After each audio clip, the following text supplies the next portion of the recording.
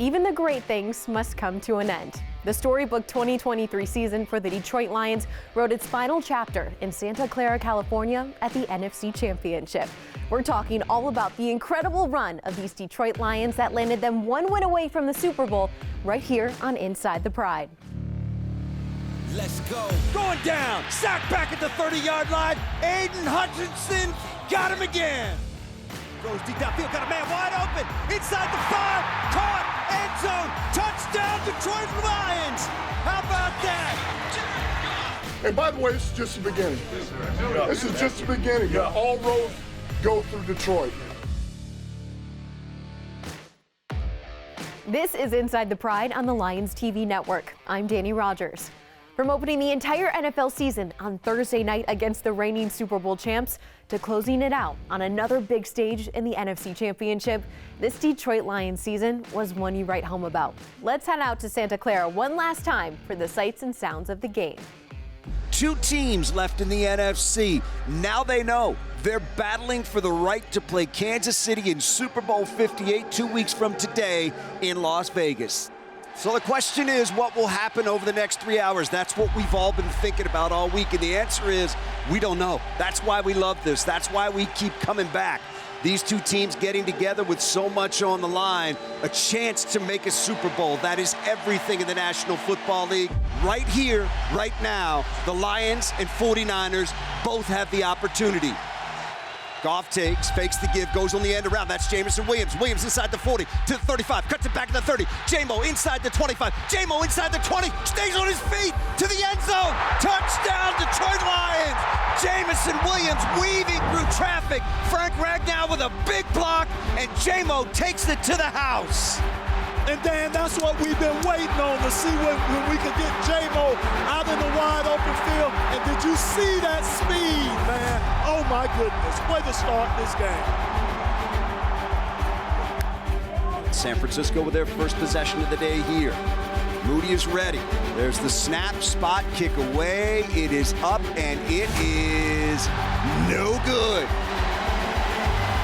Jared, long count. Leans in on 3rd and 9. Quick to right side. Got to complete. That is Amon-Ra. Picks up a block. Amon-Ra, 25. Got the first down. Amon-Ra dives inside the 20 and down to the 17-yard line. Goff out of the gun. He's got it. Hands to Gibbs. Gibbs bounces it right side. There he goes, 15. There he goes down to the 10-yard line. Gibbs with a first down after the stutter step down to the 7-yard line. My goodness. 2nd and goal from the 1 for the Lions. Jared takes the snap, turns, gives to Debo, left side, fighting, get the 1. Did he get in? Yes, sir, he did! Touchdown, Detroit Lions! David Montgomery takes it home. It is now the Lions 14 and the 49ers nothing. Purdy up under center, single back behind him is McCaffrey. There's the snap. McCaffrey, big hole, end zone touchdown. Snyder's on the board for the first time today. So the Lions will have to punt for the first time. Jack Fox is on. McLeod calls for a fair catch, comes up and makes it at the 12-yard line. That is where San Francisco will take over. Niners scrimmage from their own 24. They are 3 out of 4 on 3rd down so far tonight. Shotgun snap, Purdy back, pressure comes. Purdy gonna get hit, throws as he does, picked off by the Lions, intercepted, coming back left side. That is Malcolm Rodriguez, who is shoved out of bounds inside the 25 and down to the 20-yard line. Rodrigo with the pick. First interception of the postseason for Purdy. Lions now up 14-7, knocking on the door. First down, 15-yard line of the 49ers. Goff up under center. Pitches, right side, Gibbs, trying to get the edge, does, turns it up, gets to the 10, Gibbs to the 5, still fighting at the 3, to the end zone, touchdown Detroit Lions! Jahmyr Gibbs just dancing through the defense, takes it 15 yards, and the Lions extend their lead. It's a 21-yard field goal, hash mark left side, Badgley is ready. There's the snap, spot, kick away. It is up, and it is good. Knocks it through. What a half it was for the Detroit Lions. Very impressive. But these 49ers, they aren't going anywhere. They're coming right back after them here in the second half. They're going to get the ball to start things off. So the Niners have scored on all 4 second-half possessions, 20 points here in the second half. They lead it for the first time today, 27-24. First time the entire postseason that the Lions have trailed in the game. But here's the key. They held him to a field goal. Couple of sacks, one by Aline McNeil, one shared by Melifonwu and Tyson Alualu. So you're only down 3. We have seen this offense perk up today. They got to get it going again now. Goff, play action fake, sets in the pocket, throws. It is caught. Jamison Williams bobbled it, then made the catch at the 48 of San Francisco. Goff's going to work out of the gun. He's back and looking. Goff loading and throwing. It is caught. Josh Reynolds with it inside the 25 and down to the 24-yard line. Goff is going to work out of the gun. He's got Gibbs to his left. There's the snap. Goff back. Goff looks. Goff throws. End zone. It is caught. Jamison Williams, touchdown. They'll send the kicking unit out for the extra point. Not much suspense left in this one as long as the 49ers handle one more snap. Two teams will meet out in the middle of the field to say job well done. Job better done on this night by the NFC champion, San Francisco 49ers, who are going to the Super Bowl, beating the Lions by a score of 34-31. This stings, but there's so much to love about this football team right now. Did this team give us some thrills, and did this group give us reason to believe that the future is bright? Tough night, bright future.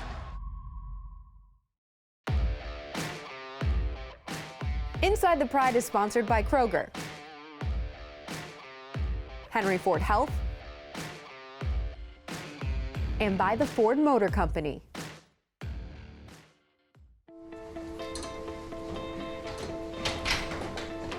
It's going. Look, it's hard to lose that way, but I'm proud of those guys in there. I'm proud of the staff, and we did some really good things this year, and ultimately we improved, which was the name of the game, and that's what it's for: playoffs, NFC Championship game, Super Bowl, and now your eyes are open. And our guys' eyes are open, and this should be the ultimate motivation to push forward, and it will be for us. A lot of teams you see have maybe that heartache before they get over the mountain. What do you think your team learned last night? I think if anything, it's just a reminder. Until you're in there, you understand this is the most critical play of the game. You have to be in that moment. You have to be on the road, that environment, and you got to find a way to dig yourself out, which we've done a really good job of. Knowing your team won't look the same next year, what do you think you'll remember most about this team? Just how resilient they were, their ability to overcome, to watch them lean on each other, and how strong that bond got in there. The teams that can find that, they're usually going to have something special, and that's what we've got in that locker room. It is a special group. Going back to your speech when you told them to trust you, and all of those things you just said, what does it mean to you to have a group that really did trust you? Well, it means everything. In this line of work, when you stand in front of those men and you're selling them on what you really believe, I know that's not the easiest thing to do. And especially with where we came from, stepping in here is a number of players that didn't have success, had not known success, and it's the next coach telling us this, this, and this, and why should we believe in that? And the fact that a number of these players that were already here, to watch them buy in and trust it and believe in the process, and then us to have success, that's special. Thank you guys. Locker room over.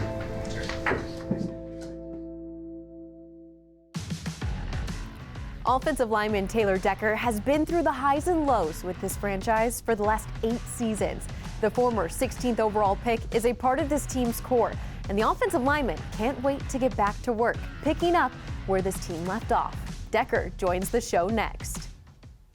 This week, I'm joined by the longest tenured Detroit Lion. It's tackle Taylor Decker. Your entire career leads up to one game in the sport of football, the Super Bowl. You're 1 win away. How do you process what happened Sunday night? I mean, if you look at it from the full scope of the season, it's definitely bittersweet, just because we were on the cusp of like the ultimate goal. And every year it's the saying that 31 teams are going to be unhappy because you want to be the best. And we were right there. But I think we've established a good foundation moving forward, especially with us, we're so young. So hopefully it's something where we can sustain it like long term, because that's going to be the mark of like a good team. How do you begin to do that? Channel that feeling and channel it positively to lead into growth. And a lot of guys, myself included, had never been to that point to have that experience. So now we got to kind of dip our toe in the water and see what it feels like. and we know what it feels like to come up short. But now we know what our goals are, and now we know that we belong. But ultimately, it's going to come down to the little details and a couple plays where you just have to execute, because we had our chances. 3 years ago, 3 wins. We're here, 14 wins, NFC Championship. How do you begin to process the last 3 years for you in your career? I've seen a lot of clips over the past couple months from that first win that we had when we were 0-10-1 against the Vikings, and just how much that meant to everybody. And I feel like you could see a little snippet of what that meant to people, to be able to just get a win and to be able to snowball it into let's get some more wins. To last year, maybe we're jockeying to get into the playoffs. Let's see what we can do. And then to have the expectations this year and then answer week in and week out, and to put ourselves in a position to be pretty damn close to the Super Bowl. I don't know, it's kind of a whirlwind, and it's something that maybe I won't even be able to fully process till I'm done playing and I look back on it, because now for me it's like, all right, now we have the off season. Now we have to look forward to next year. And what's going to be different, what's going to change. So yeah, it definitely goes fast. Coach Campbell also said that might have been this franchise's only shot of getting to the Super Bowl. It's hard to imagine that a Dan Campbell-led team won't make it back to a point like this. So what are your thoughts and feelings on getting back to this spot? You never know when your opportunity is going to come, but that's what you play for. You play for having to climb that mountain every single year and do it again, because that's just the beautiful thing about your sport. What you did yesterday doesn't matter today. You just have to keep moving forward, and you have to keep producing. Do I think that maybe was our only opportunity? No. Could be. You never know. But we're going to have to go, and we're going to have to start climbing that mountain again, and we're going to have to, like I said, kind of channel and bottle up that feeling and that experience to try to spin it into something positive, because it was hard to get there. And it all happens really, really fast. You go from clinching the division to first home playoff game to second round playoff game at home again to now we're in the NFC Championship, and we're right there on the cusp. And it was really hard to get there. This team broke so many franchise records, so many NFL records. What are you most proud of when you think about this team? The brand of football that we put out there. I feel very much like we play the game in a way that resonates with people, in a way that people can respect. And I feel like in a lot of ways, it's like an old school football team. People can feel it. Like the city can feel it. I talked to a Rite Aid cashier today, and she was just like over the moon with what it's meant to her in the city. And ultimately it just goes back to people. It's just special, and that's what's cool about the sport. You talk about the people, the city of Detroit. You know how much this means to them. What pressure do you feel on your shoulders to get them back to where it was this season? Pressure, none. I don't know, it's just been a privilege to be able to just represent the city, and to go back to Brad and Dan. I feel like they've built this team in a way to embody the city. It tethers us to them, like they feel a part of it. You hear fans talk about we, us, and that's real. They feel that way, and that you can feel it. You can feel it in the building, you feel it in the playoff games, you can feel it. Like I said, you have the interactions with people at the gas stations, the cashiers, and you just see what that means to people, and you spend 5 minutes talking to them, and you can just feel their passion. So I don't take that lightly. This stings, but there's so much to love about this football team right now. They are headed in the right direction. Nobody would question that. But man, did this team give us some thrills, and did this group give us reason to believe that the future is bright? Tough night, bright future. With all the emotions Sunday night, you talked about how difficult it is that this won't be the same team next year. And Dan Campbell echoed a very similar sentiment. Why is it so difficult to let go of this group of players? The core of this team are the guys that kind of dug us out of the mud. And to be able to go through difficult things together, that just creates a bond where you're not going to be able to replicate that. And there's a lot of guys that I've played with for years that I may never get to play with again.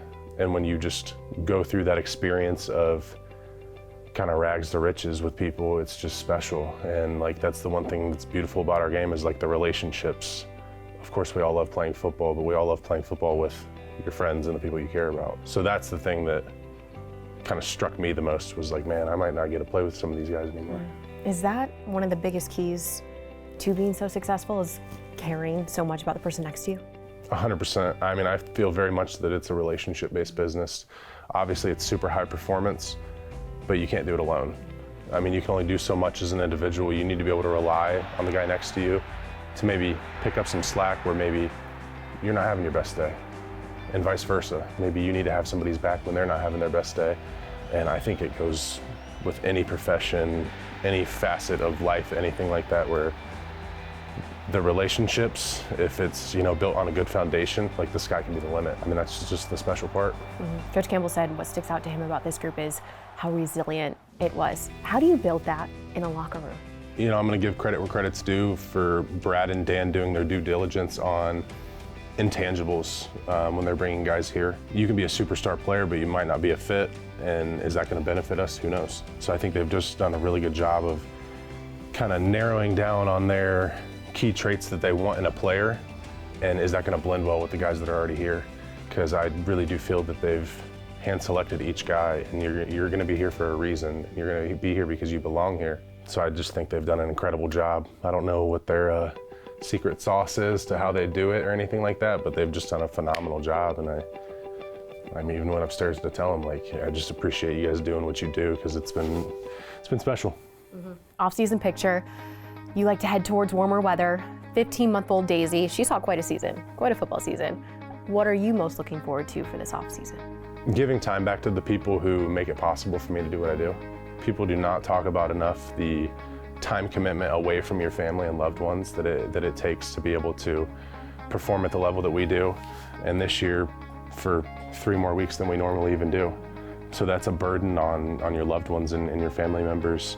And Kendra, my wife, my parents, my siblings, and of course, our little baby, like, they just take it in stride. And they do everything they can to help me be successful, and just can't say enough about how selfless they are, because like this is what I do, and they love me for me, but football comes with it, and they take it in stride and do a phenomenal job, just like being supportive. So give them the time that they didn't get in the season. It's gonna be pretty fun.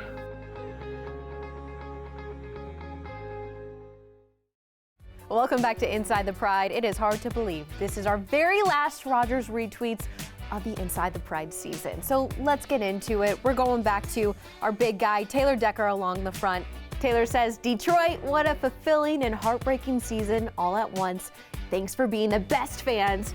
We will be back. Work isn't done." Week in and week out, head coach Dan Campbell took his tackles, Taylor Decker and Penei Sewell, against anyone who decided to line up against him. Big thank you to Taylor for this season. And now to the guy that Taylor protected all season long, his QB1, Jared Goff. Jared told us where he thought he grew the most in year 8. Take a listen. In regards to my future, it's not up to me. I love this place, and we'll see what happens as time goes on here. But yeah, I love this place, and love Dan, love all the coaches, love all my teammates, and I think I've loved every second of my time here and would love more. And